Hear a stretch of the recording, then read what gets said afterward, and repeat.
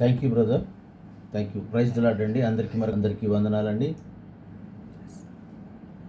ఇప్పటి వరకు మరి అంత చక్కగాను ప్రారంభ ప్రార్థన చేసి చక్కటి పాట పాడి మరి వాక్యం చదివి వినిపించినటువంటి మరి దేవుని బిడ్డలందరికీ మరి ప్రత్యేకమైన వందనాలు.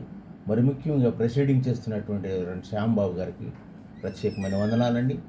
దేవుని యొక్క మహదైశ్వర్యాన్ని బట్టి నేను మరి దేవుడు నాకు ఇచ్చిన సమయాన్ని బట్టి దేవునికి కోట్లాది స్తుతులు. అదేవిధంగా మరి కమిటీ పెద్దలు నాకు మరొకసారి అవకాశం ఇచ్చారు. మీతో కలిసి దేవుని వాక్యమును చదువుతూ దేవుని వాక్యమును పంచుకునేటువంటి భాగ్యం ఇచ్చినారండి. మంచిదండి. చదవబడిన వాక్యము అందరికీ పరిచయమైనటువంటి వాక్యమే. ఎబ్రీ పత్రిక 12:2 వచనము 3వ వచనం. దానికి ముందు నేను ఒక చిన్న ఎగ్జాంపుల్ చెప్పాలని ఆశపడుతున్నాను. మనకు తెలుసు కదా, పసిఫిక్ మహాసముద్రము, అట్లాంటిక్ మహాసముద్రం రెండు ఎంతో గొప్ప గొప్ప సముద్రాలను కలిపేటువంటి ఒక నది ఉన్నది. మీకు అందరికీ తెలుసు, పనామా నది అంటారు. ద క్యానల్ ఆఫ్ పనామా దేశానికి దగ్గరలో ఉంటుంది. దాని పని నిర్వర్తించుటకు గాను అనేక మంది మరి చేశారు. చాలామంది ప్రయత్నించారు, చనిపోయారు. అది సుమారుగా 48 నుంచి 50 కిలోమీటర్లు దూరం కలిగి ఉంది. ఆ రెండు మరి సముద్రాలకి రెండు మరి గొప్ప దేశాలు, ఇటు యుఎస్ఏ అటు యూరోప్, రెండింటిని కలపడానికి ఒక చిన్న పార్ట్లాగా ఉందన్నమాట. ఆ రెండు కలిపితే మరి ప్రపంచానికే ఎంతో లాభం, వాణిజ్యపరంగాను బిజినెస్ పరంగాను అనేకమైన సౌకర్యాలు వస్తాయి. ఆనాడు మరి ఏరోప్లేను అంత ఇదిగా లేదు, కానీ షిప్పుల మీదే మనకు అనేకమైనటువంటి ముడి సరుకులు ఇంపోర్టింగ్ చేసేవాడు. దాన్ని చేయడానికి ఈ పనామా రివర్ తీయక ముందు చుట్టూ తిరిగి ఎన్నో వేల కిలోమీటర్లు తిరిగి వెళ్ళాల్సి వచ్చేది. అలాంటి ఆ పనామా రివర్ కన్స్ట్రక్షన్ చేయటానికి ఒక దైవజనుడు కర్నల్ జార్జ్ వాషింగ్టన్ గోతల్ అనేటువంటి ఆయన ముందుకు వచ్చారు. ఆయన ఫ్రెండ్ ఒక రోజు వచ్చి అడుగుతాడు, అయ్యా ఇంతకాలం చేస్తున్నావు, when you are going to complete this task, ఎప్పుడు పూర్తవుతుంది, ఎప్పుడు చేస్తారు మీరు, ఎంతకాలం పడుతుందంటే ఆయన అంటాడు కదా, it will take its own time, when the time comes it will complete. అది వచ్చినప్పుడు పూర్తవుతుంది, మీరందరూ కూడా దాని రిజల్ట్స్ చూస్తారు అని ఎంత ఓపికతోనో చెప్తాడు. ఆయనకి సుమారుగా 50,000 మంది వర్కర్లు ఇస్తారు. అది చేయటానికి ఆనాడు మరి అది నటే జోక్ అండి. అది 50 కిలోమీటర్లు తవ్వి రెండు సముద్రాలను కలపాలంటే అనేకమైన ఆపత్తులు, అనేకమైన ఇబ్బందులు. అటు సైడ్ సముద్రం సహకరించాలి, ఇటు సైడు మరి తవ్వినటువంటి మట్టిని మరి పక్కన రైల్వే ట్రాక్ వేసేదంతా తీసుకెళ్ళి దూరంగా వేయటం, వెదర్ సహకరించాలి. మరి అక్కడ అనేకమైన ఇబ్బందులు. ఆ బురదతోను మట్టితోను ఫైట్ చేశారు, అక్కడ వర్కర్లతో ఫైట్ చేశారు, అనేక మంది చనిపోయారు. అయినా ఆయన ఓర్పుతో సహనంతో వదలకుండా మరి ఆ టాస్క్ని భుజాల మీద తీసుకుని, ప్రభు మరి కల్వరిగిరికి ఆ సిలువను భుజాల మీద తీసుకుని ఎలాగైతే వెళ్ళగలిగారో ఆయన ఆదర్శంగా తీసుకుని ఎన్ని కష్టాలు వచ్చినా కానీ దాన్ని వదలకుండా అదంతా తవ్వి, మాటలు కాదండి, అక్కడ అనేకమైన చిన్న చిన్న హిల్స్ ఉన్నాయి, గుట్టలు ఉన్నాయి, అవన్నీ తీసి దాన్ని రెండు సముద్రాలను కలపటానికి ఆయన చేసిన ప్రయాస ఎంతో అమోఘమైనది. ఆయన చివరికి అది సాధిస్తారు. ఈ మేడ్ ఏ రికార్డ్. ఆయనకి ఏంటంటే ఈ was the great man of patience, ఆయన గ్రేట్ శాంతి సహనశీలి. ఆయన రికార్డ్ క్రియేట్ చేస్తాడు. ఆయనకు ఒక నిక్ నేమ్ కూడా పెట్టారు, the king of the canal, the king of the Panama canal. మీరు వినే ఉంటారు ఆ పనామా రివర్ యొక్క ప్రత్యేకత. అది తీసిన తర్వాత ఆ రెండు పెద్ద దేశాలు, పెద్ద ఖండాల యొక్క కలయిక, ఐక్యత ఎంతో జరిగింది. దానికి గాను ఆయన ఎంతో ఓపికతో సహనముతో ఓర్చుకుని ప్రార్థనాపూర్వకంగా నిలబడి చివరికి 1914లో కంప్లీట్ చేశారు. ఆయన కంప్లీట్ చేసిన తర్వాత అనేకమైనటువంటి వాణిజ్యాలు, పెద్ద పెద్ద షిప్పులు ఆ కెనాల్ ద్వారాగా వెళుతూ ఆ యొక్క పనామా దేశమే కాదండి, చుట్టుపక్కల ఉన్న దేశాలు, ఖండాలు అన్నిటికి కూడాను ఎంతో ఉపయోగపడింది. ఆయన ఏమంటాడంటే, ప్రభువే అంత భారమును మోస్తూ సిలువ మీద గొల్గొతా కొండకు అడుగులు ముందుకేస్తూ వెళ్ళినప్పుడు నేనెంతటి వాడిని అని ఎన్ని ఆపత్తులు వచ్చినా, ఎన్ని ఇబ్బందులు వచ్చినా మరి ఆయన ముందుకు అడుగులు వేస్తూనే వెళ్ళారు. వేస్తూనే వెళ్ళి చివరికి అది సాధించారు.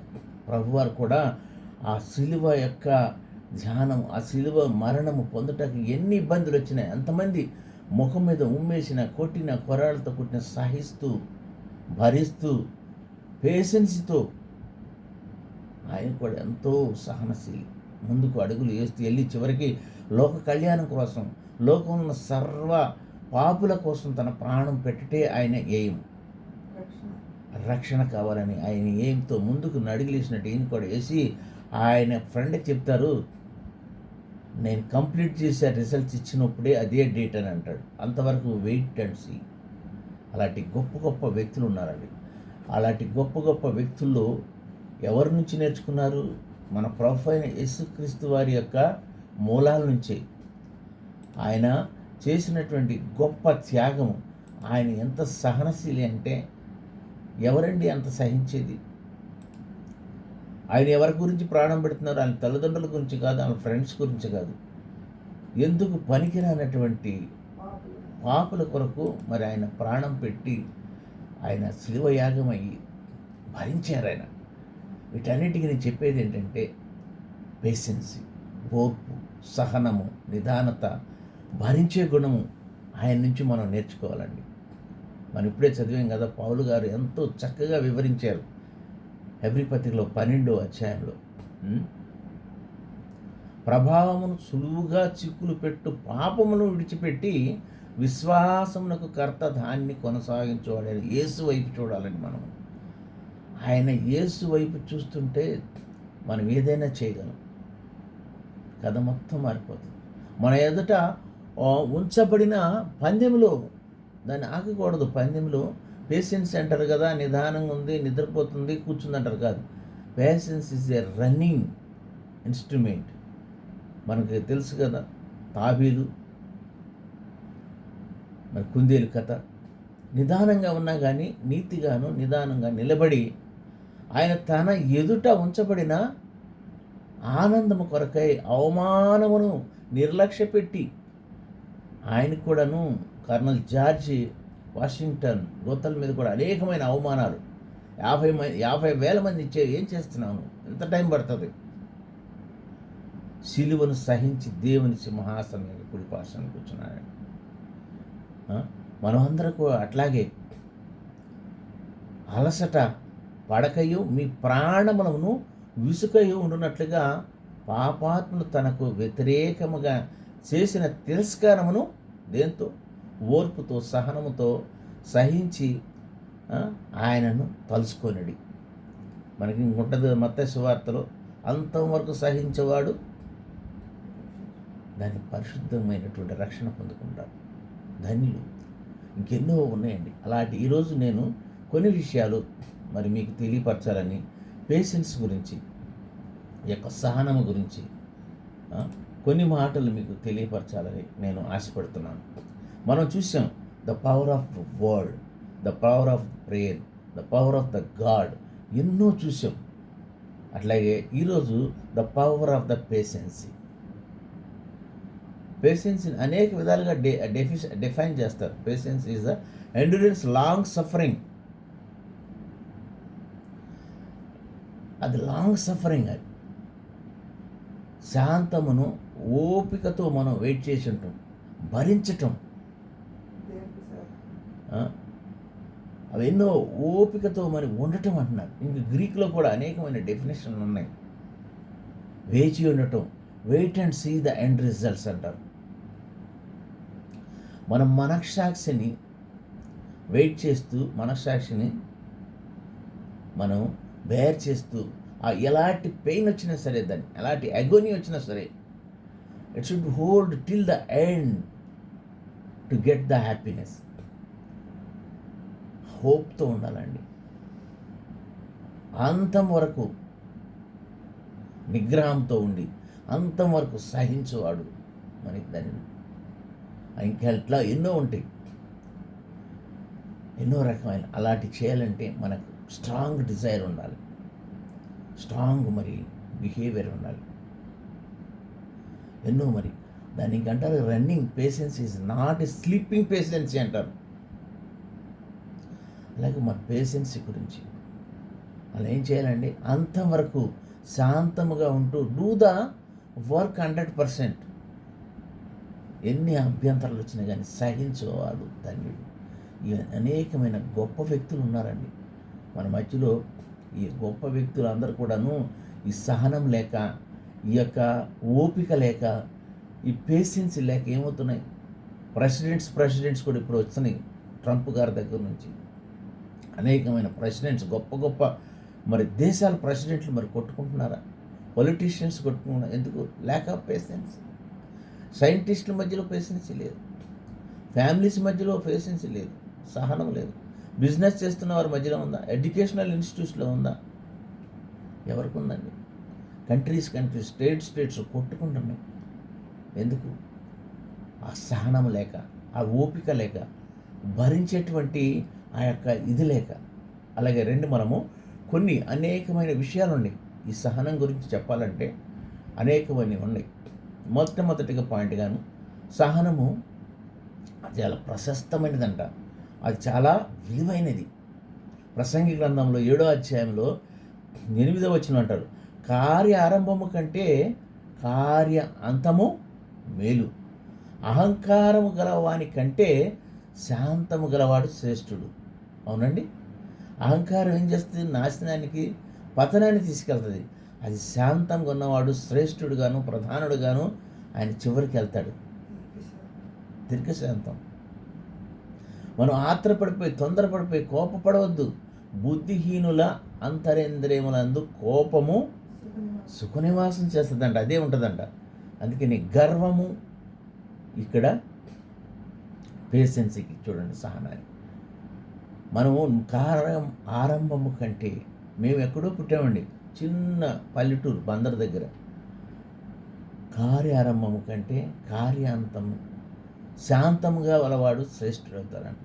అవునండి, ఎన్ని ఉన్నాయని ఎగ్జాంపుల్స్. యేసుక్రీస్తు వారు కూడా మరి నజరేతులో పుట్టాడు, చిన్న గ్రామం. ఆయన మరి ఎంత గొప్ప ప్రేమను చూపించి ప్రపంచానికి ఈ మేడ్ ఏ మైల్ స్టోన్స్. ఆయన లాంటి దేవుడు, ఆయన లాంటి మనుషుడు కానీ, ఆయన లాంటి వ్యక్తి కానీ ఇంకా పుట్టలేదు, ఇక పుట్టబోరు కూడా. అంత దీర్ఘశాంతము, సహనశీలి, అంత గొప్ప వ్యక్తిని కలిగి ఉన్నామని మనం. పరిశుద్ధ గ్రంథం అంతా చెబుతుంది ఆయన యొక్క ప్రేమ గురించి. ఆదికాండంలో అనేకమైనటువంటి ఎగ్జాంపుల్స్ ఉన్నాయండి ఈ యొక్క సహనం గురించి. నా గ్రేట్ లీడర్ అయినటువంటి అబ్రహాం గారు దేవుడు వాగ్దానం చేసిన తర్వాత సుమారుగా 25 సంవత్సరాలు వేస్ట్ చేశాడండి. ఎంత గ్రేట్ పేషెన్స్ అండి, ఎంత సహనంతో. ప్రభువా, మరి ఇసుక రేణువుల వలన సంతానం చేస్తానవే అని నా దాసుడైనటువంటి ఇతనే నా వంశానికి ఉండేది అని అడిగినప్పుడు ప్రభువు ఆయన చేయి కార్యములు లేట్ అవుతాయి కానని మేలైన ఇస్తారండి. ఆయన ఆలస్యమైన తొందరపడి మనం దూషిస్తాం. ప్రభువా ఇన్ని చేయలేదు, ఇంకా ఇప్పుడు చేస్తావు, ఇంకా కొంతమంది సంతానం గురించి ఉన్నారు, మేలుమైనవి ఆయన చూస్తున్నాడు, ఇస్తారు. జాబు లేదని అంటున్నారు, జాబు ఎంతో మంచిది ఇస్తారేమో మరి. అలాగే మన దేవుని యందు నిరీక్షణ ఉంచి, దేవుని యందు విశ్వాసముతో ఆయన తట్టు చూస్తే మన బైబిల్లో ఏంటండి, మోషే గారు 40 సంవత్సరాలు ఆయన సకల విద్యలు మరి పాటించేసి అరణ్యంలో ట్రైనింగ్ అయ్యి, ఎంత ఓపిక లేకపోతే అన్ని లక్షల మందిని నడిపించగలరండి. మీరు చూడండి, మన ఒక ఫ్యామిలీలో 2 కొడుకులు మరి భార్య భర్తలుంటే కొడుకుల్ని ఇద్దరిని సంరక్షించి సరైన మార్గంలో పెట్టలేకపోతున్నాం మనం. అనేకమైన ఇబ్బందులు. ఒకళ్ళేమో మాట వినరు, ఒకళ్ళేమో చెప్పిన పని చేయరు. అలాంటిది అన్ని లక్షల మందిని కాల్బలంగా తీసుకుని, అప్పుడు ఏ సౌకర్యం లేనటువంటి అరణ్య మార్గంలో, ఎడారి మార్గంలో తీసుకెళ్తూ వాట్ ఏ గ్రేట్ పేషెన్స్ అండి ఆయన. ఆయన ఎంత సహనశీలి కాకపోతే అంతమందిని చివరి అంతం వరకు తీసుకెళ్తాడు. ఎన్ని ఎగ్జాంపుల్స్ ఉన్నాయండి. సహనం లేకపోతే మనం ఏమి సాధించలేమండి. సహనంతోనే we can do the wonders. అలాంటిది ఆ పనామా రివర్ని కలపటం అంటే ఇట్స్ నాట్ ఏ జోక్. కొంత లోతుగాను కొంత వెడల్పుగాను అన్ని కిలోమీటర్ల పొడవులు ఉన్నటువంటి ఆ భూభాగాన్ని తొలగించి 2 మహాసముద్రాలు బురదతో ఫైట్ చేశారు, సముద్రాలతో ఫైట్ చేయించారు, న్యాచురల్ కలామిటీస్తో కొన్ని సంవత్సరాలు ఆయన ఫైట్ చేసేది కంప్లీట్. ఇప్పుడు ఎంత హ్యాపీగా అనుభవిస్తున్నారండి. అలాగే మన ప్రభు కూడాను ఆయన 33.5 సంవత్సరాలు ఎన్నో భరించి మన గురించి now we are enjoying spiritual fruits. ప్రభు అంత శ్రమపడి రక్తధారలు కారుస్తూ ఎంతో ఓపికతో గుల్కొత్త కొండ మీదకు అడుగులు వేస్తూ చివరికి తండ్రి ఇచ్చినటువంటి ఆ యొక్క పనిని చేయాలని ఆయన ఆగారండి. ఆగలేదు, పోరాడుతూనే వెళ్ళారు. ఎన్ని మాటలు వచ్చినాను, ఎన్ని ఇబ్బందులు వచ్చినాను, ఎంత బాధ అయినా సరే భరిస్తూ ముందుకెళ్ళి చివరికి ఆయన ఇట్ ఈస్ ఫినిష్డ్ అంటాడు. అవునండి, ఇట్ ఈస్ ఫినిష్డ్. తండ్రి నువ్వు ఇచ్చిన పని నేను చేశాను, మరణం ముల్లి విరిచాను, లోకరక్షణకై నా ప్రాణం తారపోసానని ఎంత చక్కటి మాట్లాడి. మరి అలాగే చూస్తే పేషెన్స్ అనేది ఎలా ఉంటుందంటే, పేషెన్స్ అనేది అది ఒక పర్సనాలిటీకి మనకి గుర్తింపుగా ఉంటుంది. పేషెన్సీ పర్సనాలిటీ ట్రీట్ అంటారు. అది రోమాపత్రిక 15:4 ఉంటుంది. ఓర్పు వలన, లేఖనముల వలన, ఆదరణ వలన మనకు నిరీక్షట కలుగుటకే పూర్వమందు రాయబడి ఉన్న మనకు బోధకులకు నిమిత్తము రాయబడి ఉన్నది. ఏమన్నాడు? ఎలయనగా ఓర్పు వలనను, లేఖనముల వలనను, ఆదరణ వలన మనకు నిరీక్షణ అనేది. నిరీక్షణ మన క్రైస్తవులకు ఉన్నది ఏంటండి? The great hope. చనిపోతే నా తండ్రి దగ్గరికి వెళ్తాను. ఆ నిరీక్షణ మిగతా వాళ్ళకి లేదండి. మనకున్న ఇప్పుడు వచ్చిన దేవుడు తీసుకెళ్ళిన yes I will be with my father. ఆ గొప్ప నిరీక్షణ అది ఎప్పటి నుంచో పూర్వం నుండి రాయబడి ఉన్నదండి. పూర్వం నుంచి మరి లేఖనాల్లో గుర్తించమని, లేఖనాల్లో కూడా ఉంది ప్రభువు చనిపోయి తిరిగి లేస్తారని. ఆనాడు యూదులు, సద్దకేయులు అందరూ మర్చిపోయారు. మనందరం ఏక భావము గల వారమై ఏకగ్రీవంగా మన ప్రభు అయిన యేసుక్రీస్తు తండ్రి యొక్క దేవుని మహిమపరుస్తూ నిమిత్తం మనం అందరూ కూడాను ఇప్పుడు మనకిచ్చినటువంటి పని ఏంటంటే ఆయన ప్రకటించాలి. ఆయన వస్తున్నారు. ఆయన గురించి అందరికీ మనకి తెలిసినటువంటి వారు మరి అందరం కూడా ఆయన చేసిన గొప్ప కార్యాలను, ఆయన చేసిన మహత్తర కార్యాలను అంత ప్రపంచానికి ఆయన అంటారు కదా, అన్ని ప్రాంతాలకు వెళ్ళి మీరు సువార్త ప్రకటించాలి సర్వ సృష్టికి. ఆయన అంటారు కదా, క్రీస్తు యేసు చిత్త ప్రకారము ఒకరితో ఒకడు మనసు కలిగిన వారే ఎండునట్లుగా ఓర్పునకును ఆదరణకును కర్తయగు దేవుడని మీ అనుగ్రహించునుగాక. మన ఆదరణకర్త ఎవరండి? ప్రభు అయిన యేసుక్రీస్తు వారు. ఆయన ఓర్పు, ఆయన సహనము, ఆయన యొక్క గొప్ప మరి గుణలక్షణాలు ఇంకెవరికి ఉన్నాయండి? అంత గొప్ప దేవుడు ఆయన. సహనశీలుడు. ఆయన కోపాన్ని అణుచుకుంటాడు, నిదానంగా బిహేవ్ చేస్తాడు. ఆయన వేగిరి పడడండి. వేగిరి పడకుండా నిదానంగా ఆలోచిస్తూ శాంతంగా అన్ని చేయాలని ఎంతగానో మాదిరికరం చూపించాడు. ఆయన అంటారు పేషెన్సీ. ఇంకోటి, god is a source of patience and supplier of patience also. God అంట మనకి ఒక సోర్సే కాకుండాను దీనికి మనకు సప్లై చేశారు పేషెన్సీ. అంతే, దేవుడు ఆయన కృపామయుడు, కరుణామయుడు. పేషెన్సీకి ఆయన మారు పేరు. ఒక ఎగ్జాంపుల్ ఉంది. స్కాట్లాండ్లో ఒక బిషప్ లాటిన్ అనే ఆయన యొక్క ఒక మతిమరుపు సర్వెంట్ ఉంటాడు, జాన్ అని. ఆయనతో కలిసి ఒక పెద్ద బిషప్ ఒక చిన్న రూమ్లో ఉంటారు. ఒకరోజు ఆయన పని వాడు జాన్ అనేటువంటి అతను వాళ్ళు ఫిషింగ్ ఆనాడే కొంతమంది ఫ్యాషన్ ఉంటుంది, గ్యాలాన్ తీసుకుని ఫిషింగ్కి అని వెళ్తారు చేపలు పెట్టడానికి. ఆయన బిషప్ గారు పడుకున్నారని లాక్ చేసి తాళం తీసుకుని ఆయన తాళం చెవితో పాటు ఆయన ఫిషింగ్కి వెళ్ళిపోయి మర్చిపోతాడు. మర్చిపోయి రావడానికి చాలా మరి రాత్రి అయిపోద్ది, అప్పుడు తిరిగి వస్తాడు. వచ్చినప్పుడు మరి ఆయన ఏమైనా అనాలి కదా, మరి ఆయన ఏమనలేదంట. జాన్, ఈసారి నువ్వు ఫిషింగ్కి వెళ్ళినప్పుడు తాళం వేసి డోర్ తాళం నాకు ఇచ్చేళ్ళమ్మా. అదే స్థానంలో మనం ఉంటే ఆ రోజంతా బిషప్ గారికి ఎన్ని పనులు ఉంటాయి, ఆయన కార్యక్రమాలన్నీ ఆగిపోయింది. ఇంట్లో పెట్టి తాళం వేసి వెళ్ళారు. ఎంత మనం అసహనంగానూ ఎంత కోపోద్రేకంతోనూ ఎంత అరుస్తామండి. మన యొక్క టెంపర్ని బయటికి తీసుకొచ్చేస్తాం. ఏం చేస్తున్నావు నువ్వు పనివాడు అని. కానీ వాళ్ళందరూ కూడా the made A mile stone, ఏమి కోప్పడలేదంట. ఎందుకు చెప్పుకుంటున్నామండి, వాళ్ళు ఎంత సహనశీలు. అలాంటి గొప్ప వ్యక్తులు ఉన్నారు కాబట్టి ఇంకా నీ ప్రపంచంలో ఉంది. ఇంకా చూసుకుంటూ వెళ్తే మనకి పేషెన్స్ ఇస్ దే ప్రొటెక్షన్ అంటారు. మనకి అది ఒక మన ప్రొటెక్షన్, కాపుదలగా ఉంటుందండి. మీరు మీ ఓర్పు చేతనే మీ ప్రాణాలను దక్కించుకుందరు అంటారు లూకాసు వార్త 21. మనకు ఓర్పు ఉంటేనే మన ప్రాణాలు, మనకు నాలుకని మనం అదుపులో ఉంచుకుంటేనే మన ప్రాణాలు దక్కుతాయి. Protection and patience possess your souls lives అంటారు. అవునండి, మనము నిదానం లేకుండాను నోరు ఉంది కదా అని నోరు పారేసుకుని మాట్లాడితే ఉంటుంది. మన బైబిల్లో అనేకమైన ఎగ్జాంపుల్స్ ఉన్నాయి. నోరు పారేసుకుని పాడైపోయినటువంటి వారు.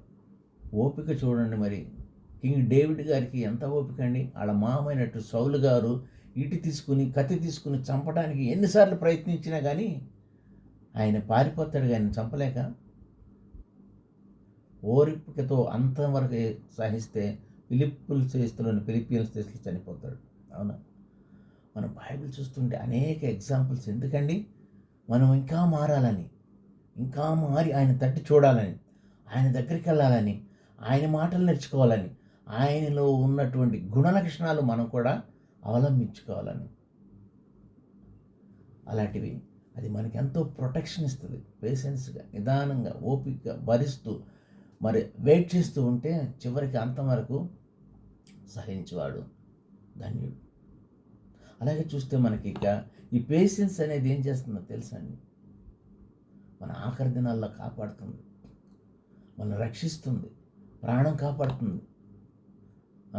నా నామము నిమిత్తం మీరు మనుషులందరి చేత దేశింపబడిన కానీ మీ తల వెంట్రుకల్లో ఒకటైనను నశింపదు, ఎందుకంటే ఆయన తట్టుంటే మీ ఓర్పు చేత మీ ప్రాణాలను దక్కించుకుంటారన్నాను. అవునండి, మనం ఓర్పుతో సహనంతో ఉంటే ఆయన తట్టి చూస్తే మనకు అన్ని విధాలుగా కూడా బెనిఫిట్. ఇంకెన్నో ఉన్నాయండి. పేషెన్స్, ఓర్పు, సహనము. రోమా 5:2-3 ఏముంటాయండి, మరియు ఆయన ద్వారా మనము విశ్వాసం వలన కృపయందు ప్రవేశం గలవారై అందులోనూ నిలిచియుండి దేవుని మహిమను గూర్చిన నిరీక్షణ బట్టి అతిశయపడుచున్నాను. దేవుని మహిమను గూర్చిన నిరీక్షణ కావాలండి. అంతేకాదు శ్రమ ఓర్పు పరీక్ష నిరీక్షణను కలగజేయున్నవి అని తెలుసుకుని శ్రమల యందు అతిశయపడము. ఎన్ని మాటలు. ఎందుకనగా ఈ నిరీక్షణ వలన సిగ్గుపరచదు, మనకు అనుగ్రహింపబడిన పరిశుద్ధాత్మ ద్వారా దేవుని ప్రేమ మన హృదయాల్లో కుమ్మరిస్తుందంట. వాట్ ఏ వర్డ్ చూడండి, ఆయన పరిశుద్ధాత్మ ద్వారా దేవుని ప్రేమ మన హృదయాల్లో ఉంచుతుంది, కుమ్మరిస్తుంది. ఎంత గొప్ప మాటలండి.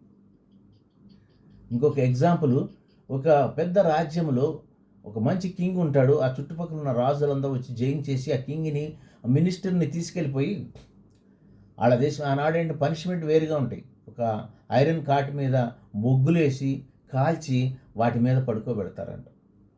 అప్పుడు ఆ యొక్క మంత్రి, ఆ సహాయకుడు ఏంటంట, king see what they are doing, save me, నన్ను రక్షించు, నాకు ఓర్పు లేదు, నేను కాలిపోతున్నానంటే ఆ కింగ్ అంట, అయ్యా నేనేమన్నా రోజెస్ బెడ్ మీద పడుకున్నానా?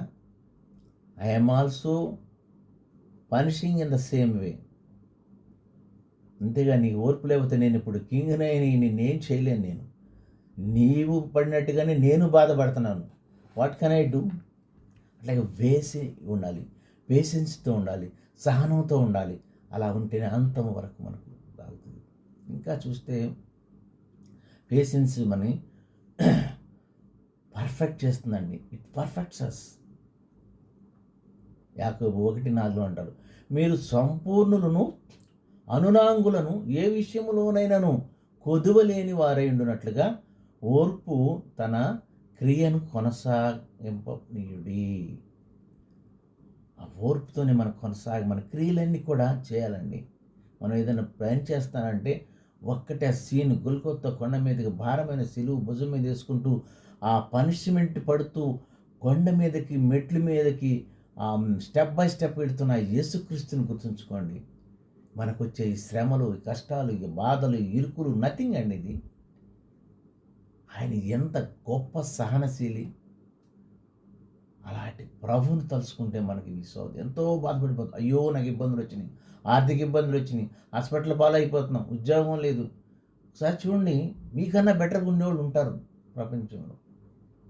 అదే యాకోబు 1:3 అంటారు, మీరు నానా విధములైన శోధనలోను పడినప్పుడు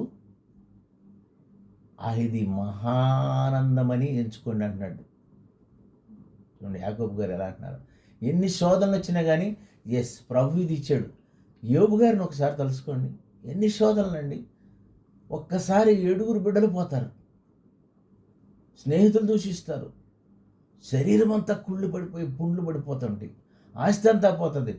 ఆయన ఏమంటారు, ఆయన ఇచ్చాను, ఆయన తీసుకున్నాను, ఆయన నామముకే మహిమ కలుగును గాక.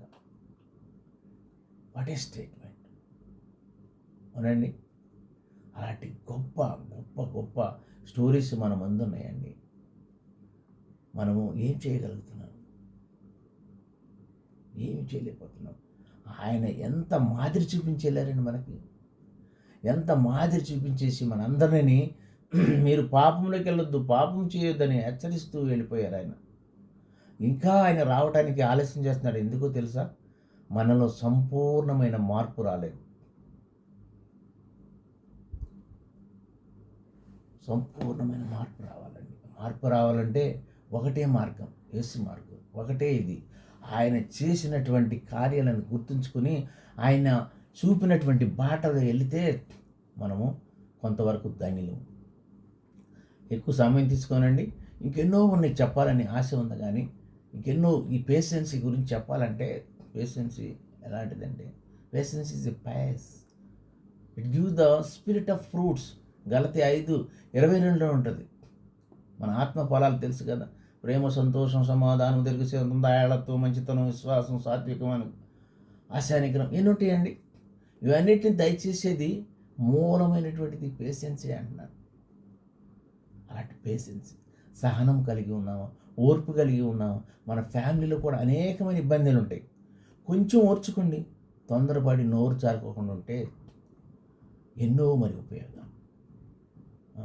కొందరు ఆలస్యమని ఎంచుకున్నట్లుగా ప్రభు తన వాగ్దానమును గూర్చి ఆలస్యం చేయువాడు కాడు, కానీ ఎవడను నశింపవలెనని ఇచ్చయింపక అందరూ మారు మనసు పొందవలనని కోరుచు మీ ఎడల దీర్ఘశాంతము గలవాడై ఉన్నాడు.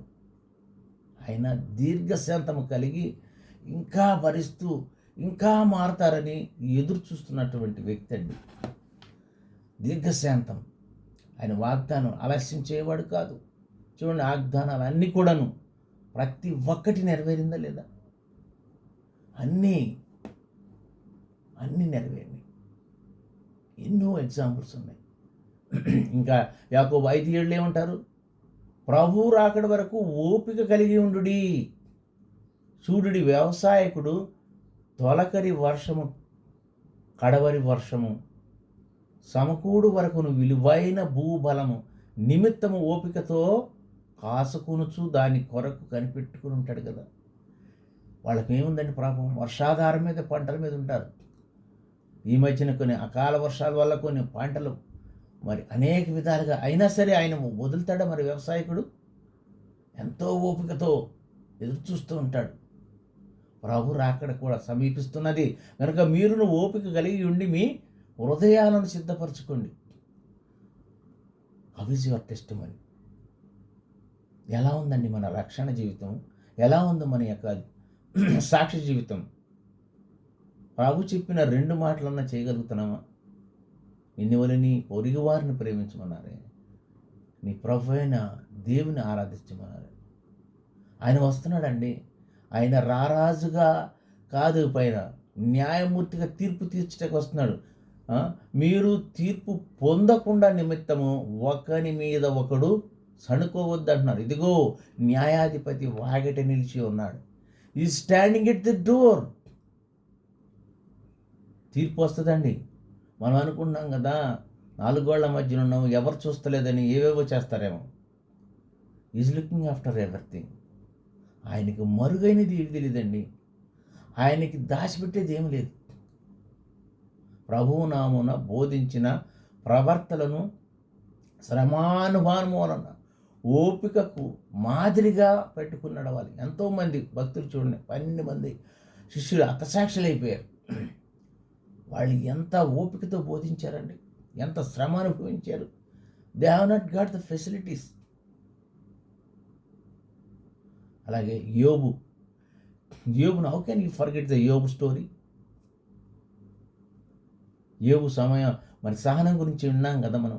ఆయన ఎంతో జాలియు కనికరం గలవాడై మీరు తెలుసుకుని ఉన్నారు కదా. ఎంత ఆయన ఓపిక అండి, ఎంత సహనం అండి. మన ముందు ప్రభు ఇన్ని పెట్టాడే. ఇన్ని పెట్టినప్పుడు వాట్ వి ఆర్ డూయింగ్?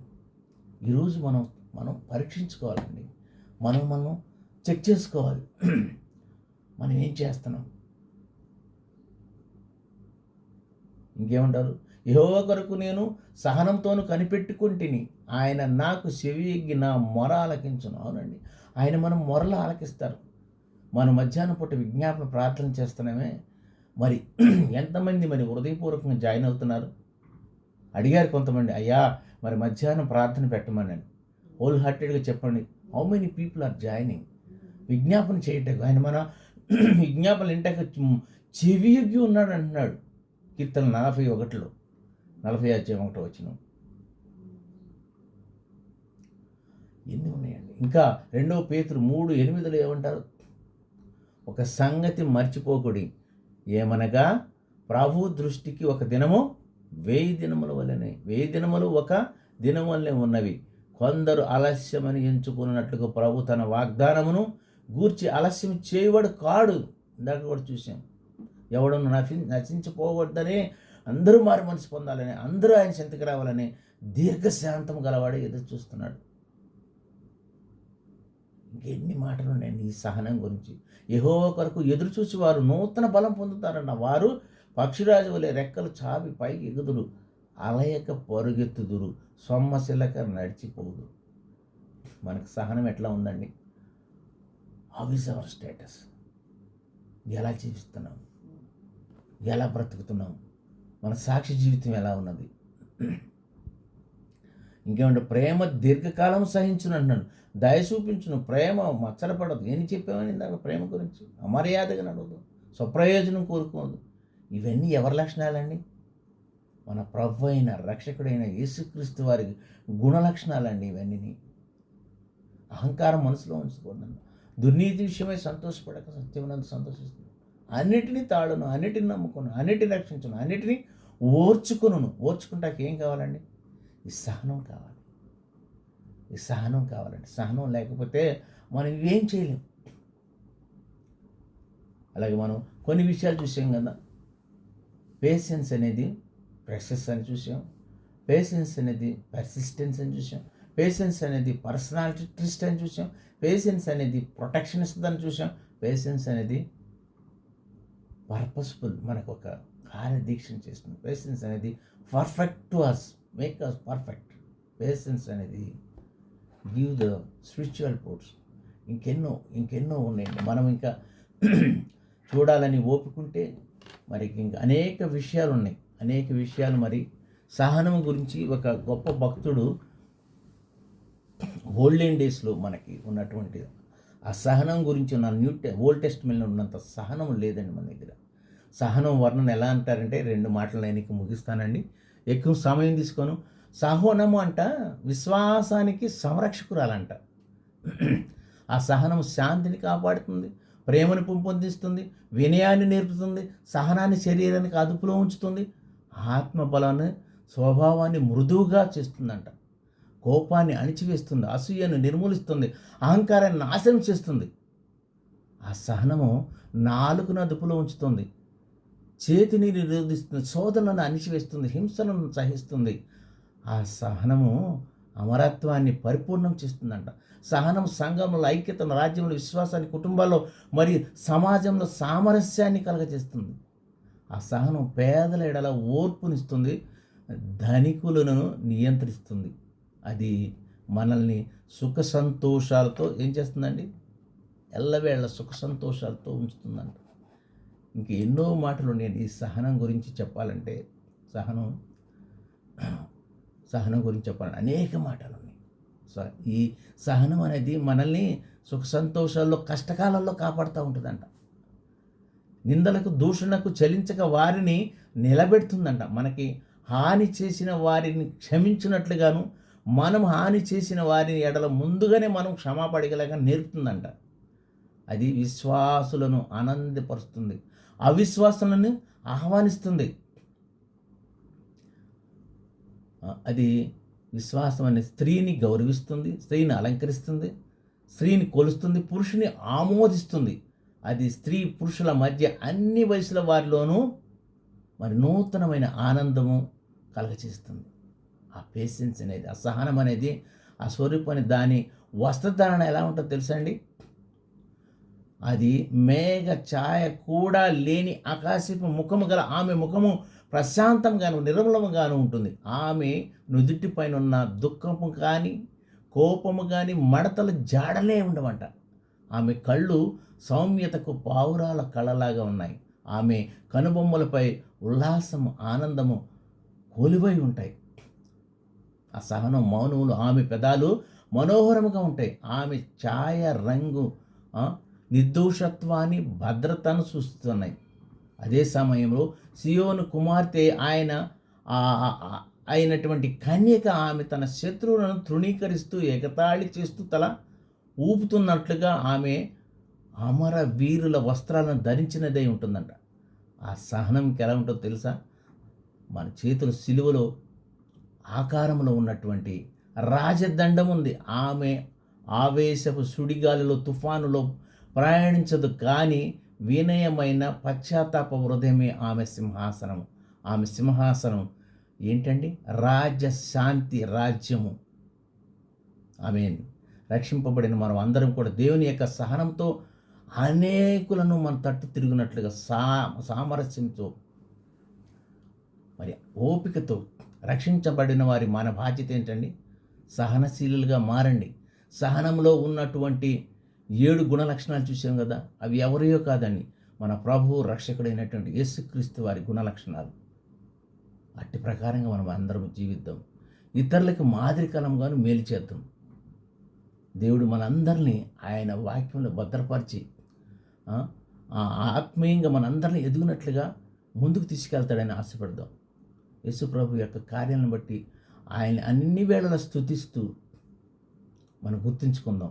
మనం చేయవలసింది ఏంటంటే వాక్యానుసారంగా ఆలోచిద్దాం, వాక్యానుసారంగా మరి కోరుకుందాం, వాక్యానుసారంగా మాట్లాడదాం, వాక్యానుసారంగా మరి మన బిహేవియర్ని సరిచేసుకుందాం, వాక్యానుసారంగా మనము ఆయన గురించి అనేకులకు ప్రకటన చేద్దాం. అలాంటి కృప మన దేవుని యొక్క దయ మీకును, మీ కుటుంబాలకి, మీ సంఘాలపైన ఎల్లప్పుడూ సదాకాలం అనుగ్రహించును గాక. అందరికీ మరొకసారి వందనాలండి. నన్ను పేషెన్స్తో విన్నందుకు గాను, సహనంతో విన్నందుకు గాను మీ అందరికీ మరొకసారి వందనాలు. ప్రభు చిత్తం అయితే మరొక అంశం గురించి మనం మాట్లాడుకుందాం. దేవుడి కొన్ని మాటలు ఆయన విడికిలో దీవించిన గాక. ఆమేన్. Thank you very much brother giving this opportunity. Praise the Lord, praise the lord.